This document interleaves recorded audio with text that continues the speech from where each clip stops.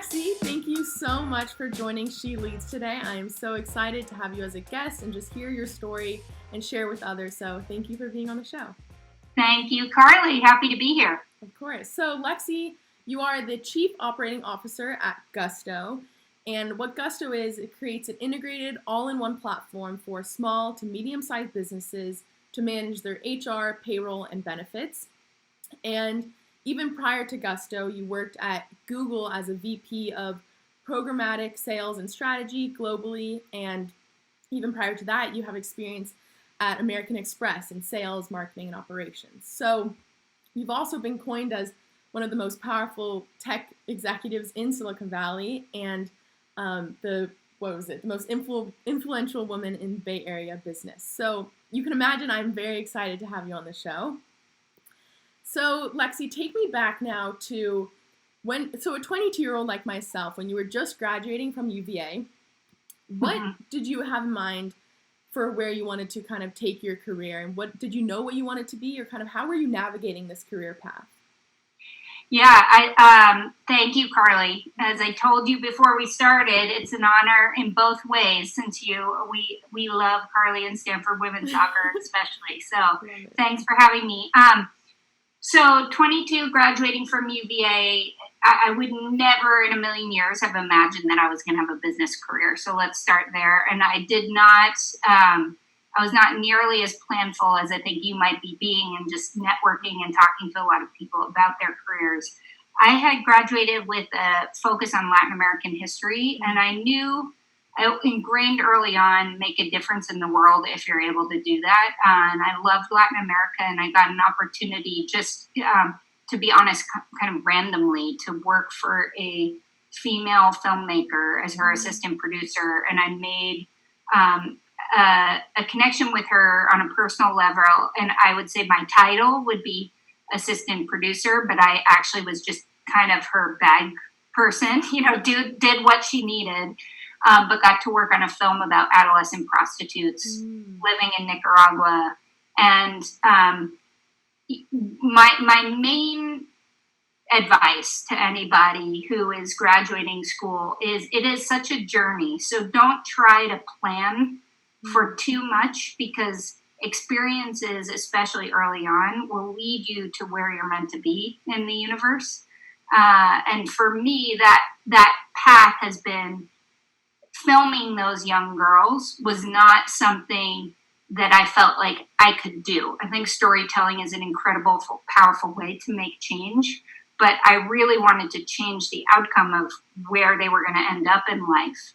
And so that set me on a path that led to microfinance and the focus on small business owners, which we'll get to, I'm sure, later in the conversation. But by doing something that I wasn't necessarily amazing at, but was very passionate about, I started being able to connect more with what am I both passionate about and good at.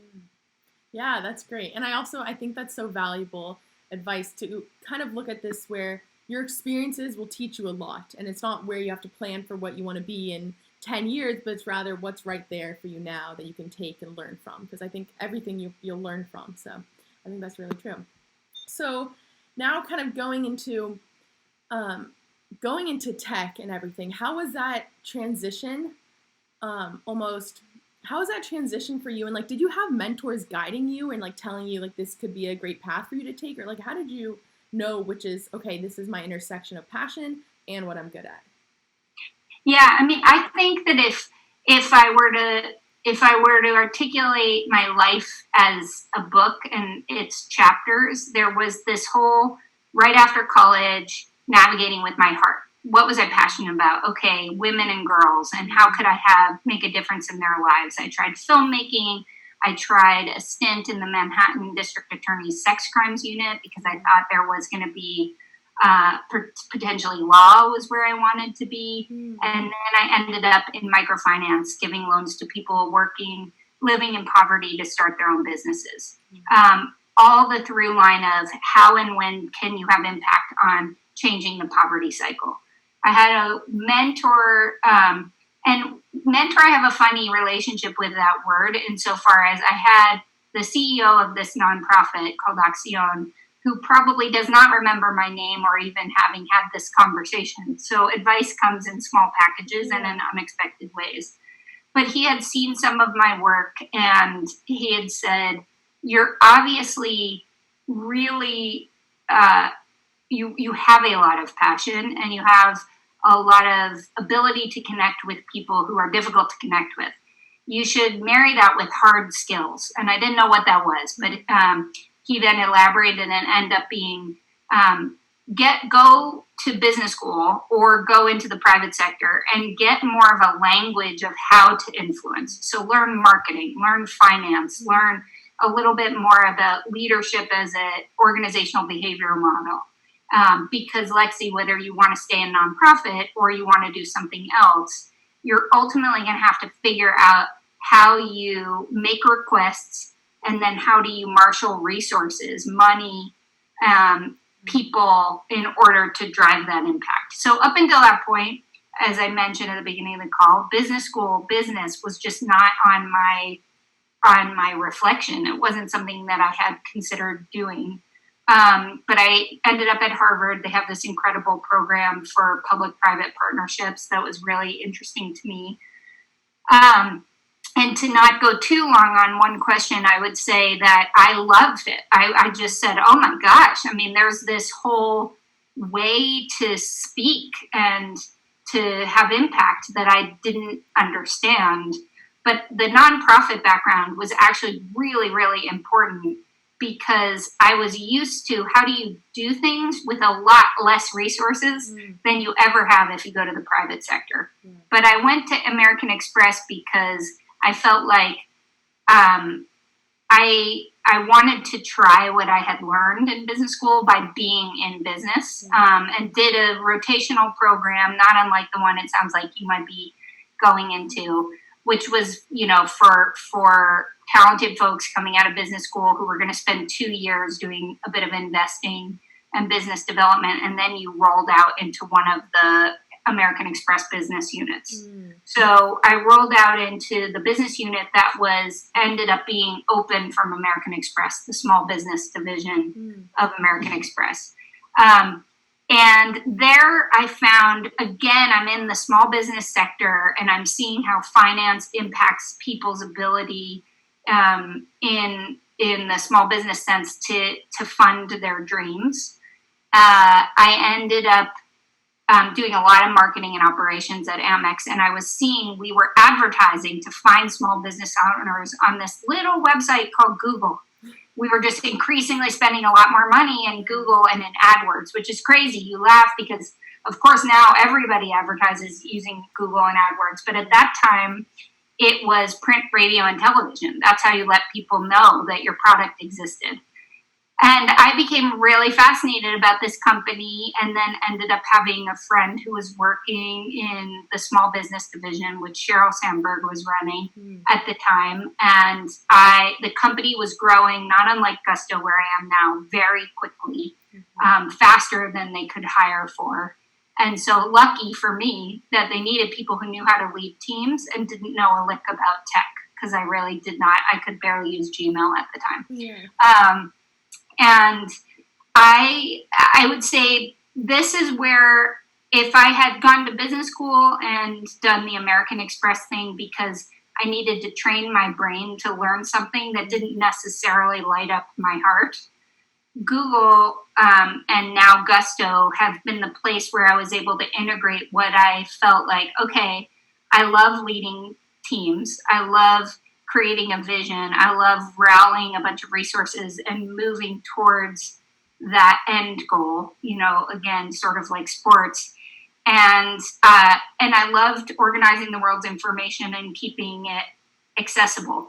So that was sort of the head, heart, gut integration. And we can talk about the Gusto path later, because Gusto really was the first real startup. Google was 3,000 people, 4,000 people when I joined. So it felt much smaller than Amex, a 150-year-old company with 100,000 people, but not nearly as small as Gusto, which was about 150 people when I joined. Yeah. So clearly you have this passion for helping these small business owners succeed. And that's obviously a core that's Gusto essentially. And so I want to know, where did that passion stem from? Mm-hmm. Yeah, I think that it's probably deep in my blood of being my family immigrated from Ireland, third generation. So third generation, they were illegal immigrants. They came through Canada. And once upon a time, my grandfather was working on a printing press, or great-grandfather. And then he was in a union. He started his own company in Buffalo. And he really, from true nothing to creating a media company that unfortunately got sold in its fourth generation, but ultimately was, 4 generations is sort of defying all odds. So who knows if it's in the blood of, you support business owners, or you are a business owner. But I think it's just a feeling that when you infuse opportunity, capital, information in the U.S., there's 6 million businesses that run payroll that are less than 500 employees. 5.8 million have less than 100 employees, and they're responsible for 50% of the GDP and contain 50% of the labor market. So any support that you can give them is disproportionately impacting communities and our economy. So I like leveraged ways to have that kind of impact. Yeah, that's amazing. And that passion, it's crazy how it's just kind of ingrained in you from such a long time ago with your family and everything. So I love that story. So now kind of going towards Gusto as a company it's so highly regarded and has been named as like the best place to work in SF. And so I want to know kind of your beginning at Gusto and what made you so attracted to it, the culture, and just building it up to be this great company. Yeah. Well, you did an awesome intro on it for your listeners who are less familiar. So in ordinary times, and not in post-COVID, we're not in ordinary times. In ordinary times, Gusto's a people platform, and we use modern technology and a deep bench of experts who help small business owners pay, insure, and take care of their teams. So just to give you a sense, and now this is relevant for COVID, is we have the small business sector being so hit by the global health pandemic, leads to a shutdown, leads to no more commerce in certain sectors, no foot traffic, small businesses going out of business or laying employees off in droves. And the government has stepped in, and pending Trump signing something today, will have put $600 billion towards something called the Payroll Protection Plan, which means they're trying to find ways to pay business owners to keep their employees on payroll. And they're doing this through what's called a loan, but effectively it's a government-backed grant. So what's interesting here is Gusto, when I joined, was called Zen Payroll. We were just a small app that enabled people to get paid in basically 7 minutes or less. And the companies we were competing against at the time were kind of ADP, Paychex, really old companies that were not built in the cloud, optimized for mobile. And so Gusto really reinvented the way that you could do full service payroll, with meaning your taxes get paid. All you have to do, company, is sign up, put your employees in, put their bank account information, and we get them paid whenever you want. Now, fast forward, what I saw with the founders, the founders all went to Stanford and met there. And they have always had this vision, create a world where work empowers better lives. And they are first and second generation immigrants who just could have done anything, but really wanted to solve a problem. And they saw through their own families running their own businesses, either in the US or Israel or elsewhere, they saw payroll as the fountainhead of the economy. And if we could solve for a payroll solution in a really cool integrated way, we could build other services that people need, like equitable health insurance and access to retirement and college savings. And so that's what we've been doing. And we changed the name to Gusto to capture the spirit with which small business owners with Gusto start their businesses. It ends up being a vessel for this much longer term mission that now, we've grown. Everything's 10x.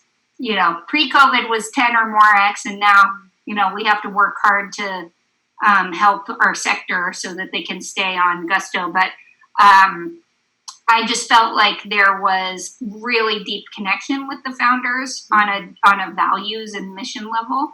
And they were looking for a business partner who could help them move from 10,000 customers to penetrating all small businesses in the US. And I was excited about that challenge. Yeah, I love it. And I think one thing about Gusto particularly is that passion is very transparent. Like, it comes through the work and the effort and everything that comes for these companies. So I think that's very valuable. And as you said, the mission alignment, values alignment, I think that was really important. So I'm wondering, I know you have experience and you were actually the Chief Customer Experience Officer before being the COO. So I'm wondering, kind of, what are some key points that everyone who in customer experience needs to follow? And kind of following that, I want to know, because customer experience is putting the customer at the center and building these relationships and retaining them. So I'm wondering, how do you scale that so effectively? Okay, so let me answer that latter question on customer experience. And then I think there's a pre-question, but I'm going to answer the last one. Yeah, sorry, I'm excited. I think that, no, they were both good, but I think that the latter one of how do you scale uncommonly excellent service is very hard. And I actually think it is an underappreciated, really critical part of any business, but particularly technology business, that is equal in importance to engineering and software development. And I'll tell you why. For Gusto, so ideally it would be so easy and fast and you'd never have an issue, so you never need to call us or contact customer service, but we are running payroll and health insurance in large part. We have lots of other services. And think about two of the most complicated industries in the world. What would come to mind? You'd probably say, well, taxes are pretty complicated and health insurance is pretty complicated. So in our software, but also our human service, we're trying to abstract that complexity so that our small business owners feel that this gives them total peace of mind, enables them to create these great communities, and allows them to save for a better future. So I think how we instrument and programmatically set up the technology and the human service to be able to meet those expectations while we have so many unpredictable variables, how the government responds, how health insurance carriers respond, and also the variability of when and how customers need support. What are they calling about?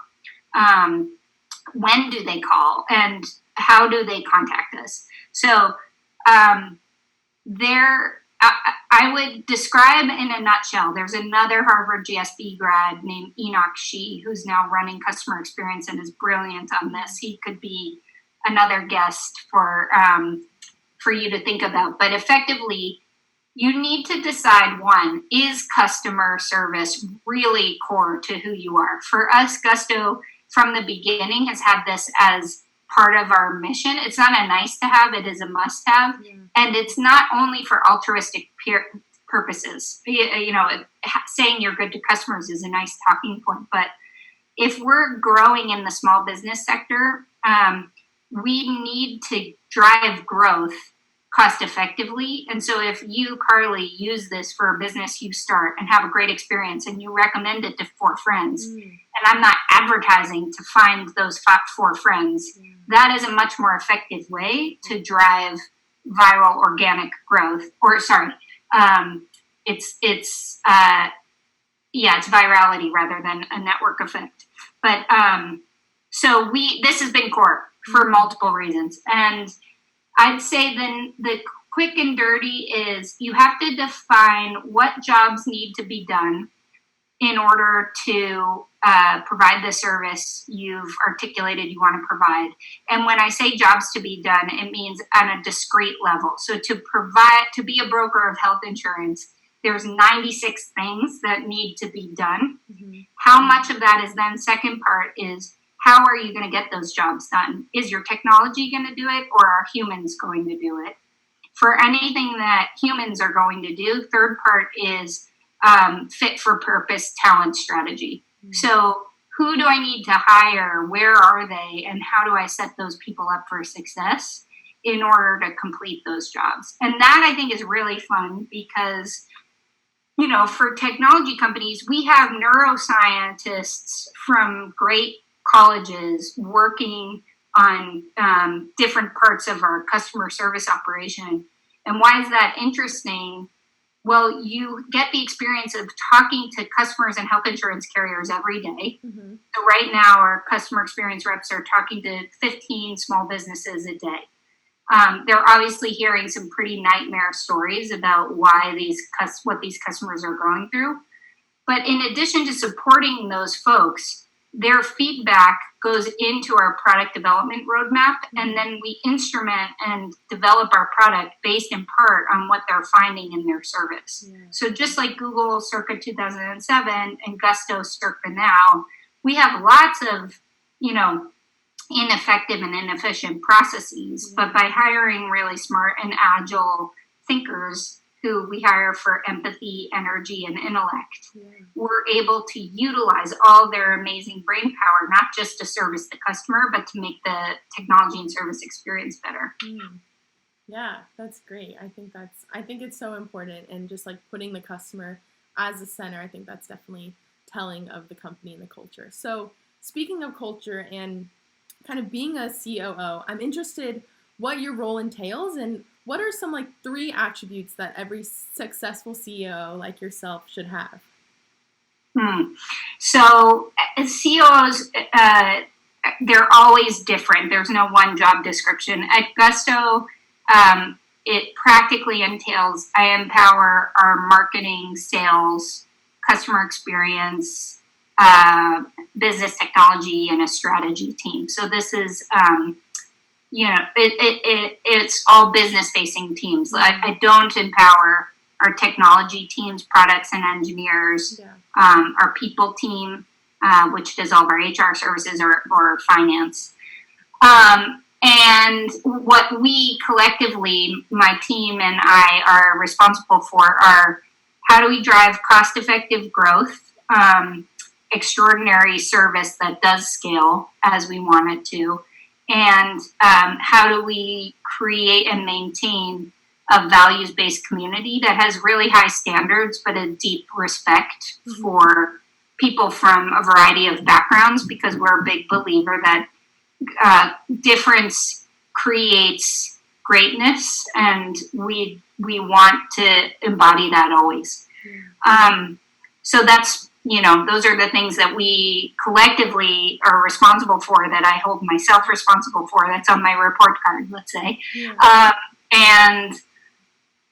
What do I think are the attributes? I think the attributes are, for me, they're not different than what most business leaders of any kind have to do, which is how do you drive the business? How do you build representative and inclusive teams? And how do you sort of model self-awareness and what I would say is Gusto values, which means you're humble and you're learning at all times, because there's just no way in technology, and certainly right now, that you can know the answer, and there's not really a lot of right answers in business, but you do have to be able to listen to a lot of inputs, synthesize a lot of feedback, and then say, okay, I've heard that. Now here's the plan. Here's how we're going to measure success. Here's I'm first to do that. And here's how we're going to check in along the way. Yeah. Yeah. So it's core to Gusto is its culture and those values. So I'm wondering, what do you look for? How can you tell that they embody those values? So Gusto, and this is credit far before I got there, has always hired for values, motivation, and alignment. So Gusto has core values that include but aren't limited to ownership mentality, thinking for the long term, being transparent, and I'll get back to how we interview for those things in particular. But then the motivation to change is the one constant. That's what we tell everybody. That's the only thing I can guarantee you about Gusto, that whatever your job is when you're interviewing, it's probably going to be different when you get here. It'll probably be different 6 months later. And so if you're a person who likes security and linear path, that is, startups in general are not the right place. Definitely. How we interview for values, you get nominated to be a values and motivation interviewer. It's a real honor. You are at Gusto and you're embodying these things yourself. Yeah. And then we train people on how to interview and how to listen for things that would show that, for example, you're comfortable with change. That you have a service orientation by nature, that you have made decisions in your life that evidence you don't take shortcuts, because there really are none, and that you're intellectually curious, because again, there's no learning and development plan for what we're doing here. If you've never if an app hasn't been created that creates this world where work really embodies better life, where we can foster humanity at work, like that thing doesn't exist. Yeah. So Gusto's creating it. So we need everybody to be part of that creation. And that's, a set of questions which I can't tell you on this podcast, because hopefully you're going to apply, Carly, is just to see if that comes naturally, Yeah. It can't be scripted, If I ask you, hey, what's your favorite book? And that's a stumper. Well, that's probably, I don't know if you're that curious. Yeah, definitely. No, that's very interesting. So, okay, so now I'm kind of wondering, you are a mother of 2 beautiful daughters and who are also soccer fans, so I already love them. But I'm wondering, how is that balance being a mother of 2 young daughters, also a wife, and a successful tech leader? Like, is that a difficult balance to navigate? Has it changed over the years? And just, walk me through that. No, I don't know what you're talking about. Super easy, especially now that the schools are closed and we're all living together. Yeah. I think that I like to talk about integration versus balance. And I think the best sort of learning I've had this is that you design your life. There's a good book called Essentialism, which I really like, which says, if you had to say my one true purpose in life in a sentence, what would it be? And that could change, by the way. It's a very high stakes question, but what is it now? And then what are the vital few important things that are important to you for this period of time? So I would say for many people, it's good to plan in 3 months or 4 months increments, not for a year, not for 3 years. And I say especially now just because so much is changing in the world. Yeah. So over the next 3 months, what is really important to you? And then think of your life as if it's a plate. And what is going on that plate? But it can't be 25 thin slices. It's 3 or 4 things, and you write them down and you share those with your tribe. If you're married, obviously your partner is going to be part of that, but it could be, if you're single, your friends, your family, the people that are important for you, who one should be able to give you advice on, is that realistic, Carly? Like, are you really going to go from your entire life playing soccer to now, I don't know what the total inverse would be, but Right. Who could just speak truth to you of, I know that's what you aspire to, but is that really realistic? I see. And you get to this, and what comes is, it can't just be, oh, I'm going to work and I'm going to exercise and I'm going to stay healthy. It needs to be more specific, like than that. So for me right now, it is, we will be the best leader for small businesses on anything having to do with COVID and the recession. So that is priority number one. Yeah. And it's actually taking up probably about 2/4, 1/2 of what I have. Okay. Second is, I will not make my kids stupid, meaning they're not in school. Right. My husband and I need to figure out a plan to bolster, this whole crazy online learning. Yeah. And then the third is, I want to stay deeply connected to my friends and my family who are experiencing lots of different things. Yeah. So what does this mean? This means that I'm not doing some nonprofit work. I'm deprioritizing some work as it relates to growing Gusto as quickly as we had been in support of serving the sector and serving our customers. There's a bunch of trade-offs within that are then reflected. Like, everything for me is, my friends would joke, is on some sort of Google document. Like, if you can doc it, you can manage it. Yeah. And so I say, the following things are not getting my attention for the next 3 months, and then we revisit it. My husband and I revisit it, or try to, every 3 months or so. That helps a lot take the pressure off this, semblance or image of, there's this perfect balance. I am a shitty mom and a shitty spouse at some times. I really am, and that's okay.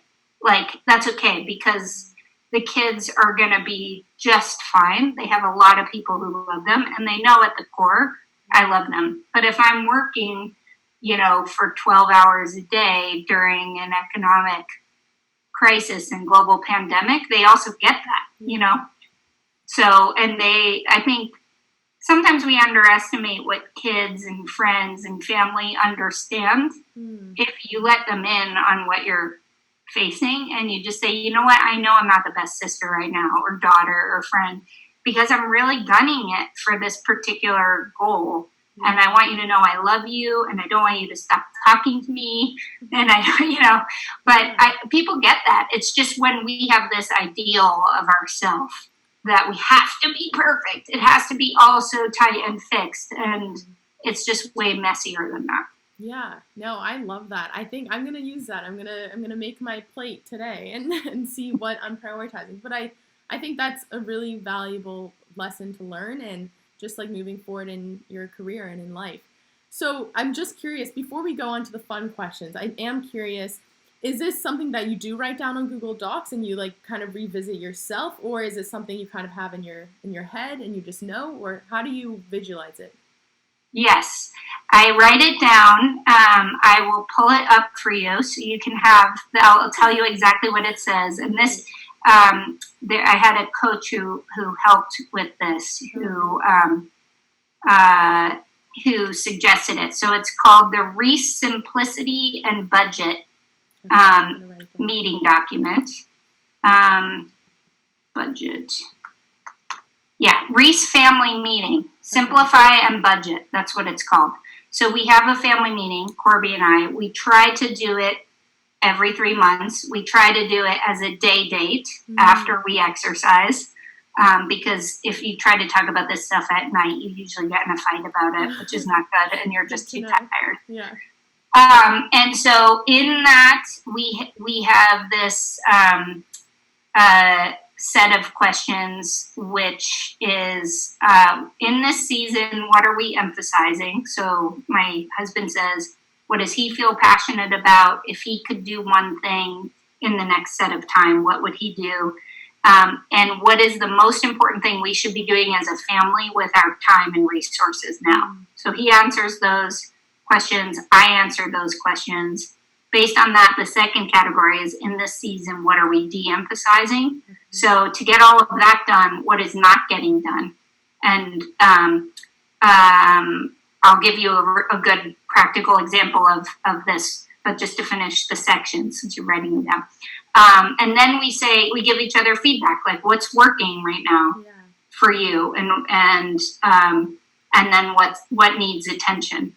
And in this, we may give each other feedback, which sounds kind of cheesy, but it actually, in with roommates and colleagues and what have you, I think things take on meaning if you don't have an outlet for them. Yeah. So this is just a nice way that we know we're going to address, why don't you make the bed neatly in the morning? I don't understand, because I like a neat house. Things like that, but or more significant things. Yeah. And then we say any requests, we check in on the kids, then we look at our budget, which everybody, like, start now, ladies, anybody listening, how much do you bring in, how much goes out? Mm-hmm. How much do you bring in, how much goes out? Save, save, save. Always know that you can take care of your expenses with your own earnings. Yeah. And then we get down into brass tacks of calendar. So that, I feel like there is no way through it but through that detail, because otherwise you're just hoping something will happen, and hope is not a strategy. Yeah. Yeah. Oh, man. Okay. This is so valuable. And I think one thing, particularly when you were saying how we don't always have to be perfect, and there are times where you're prioritizing something else, and you just have to be transparent and communicate that. So I think that's definitely valuable. And speaking of financial planning, I actually talked to Terry Kelson, who is a financial exec, and she gave a whole lesson on that. So I'm excited to release that as well. So Lexi, I could honestly go on and talk to you for much longer, but I will end off with 2 questions. So one, what is a passion or hobby that you have that's just completely unrelated to your work? So unrelated to my work, it all feels also related, but I love poetry. Nice. I would love to say I'm writing poetry, but I'm not. I'm really reading more of it. Okay. So I keep this book near me. I'm sharing it with you, called The Soul of the World, a modern book of hours. It's edited by Phil Cousineau, and it's no longer in print, but you can get it used. I checked. And this is every 3 hours, it has a different poem. So I just keep it, and as these days in particular are pretty hard, I'll just step outside, since we're, again, all working from home, and read a poem, look outside, take a couple deep breaths. I find that helps. Yeah, I love that. That's great. And then as a last question, I'm interested, what is a fun or weird talent that you have that no one else really knows about? And so I'll go first. So what I've been doing is I can throw blueberries into my mouth. Okay, so I'm going to do it for you right now. Oh, wow. Okay. Okay, so here's a blueberry. Yeah. All right. There you go. Wow, that's amazing. Okay, well, Carly, I wouldn't have thought about this particular one. It's not a talent, but maybe it's just, I'll just take some license with your questions, which is, I spent the better part of my 4th grade trying to get in the Guinness Book of World Records for grape throwing into my mouth. Oh my goodness. Ate a lot of grapes, was very good at it. I think blueberries are harder because they're smaller, but you are a Stanford student who was amazing at soccer, so I would expect nothing less. Oh my God. That's not a particularly strong talent, but you just inspired me. I'm going to try it. I love that. That's so funny. Yeah, in high school or maybe middle school. But me and a friend, we would throw grapes like during lunch, and I would just like get so good at it. We'd go farther and farther, and I'd be like, "Wow, this is great." So I love that. Yeah. That's great. Well, Lexi, thank you so much for coming on the show and just sharing any advice and insight you have and just your experience and your story. So I really appreciate it, and I'm so excited for others to learn from you as well. So thank you so much. Thank you, Carly. Thank you for everybody who's listening, and good for you for doing this. This is important stuff. Yeah. So I was happy to be asked. Have a great day. Thank you.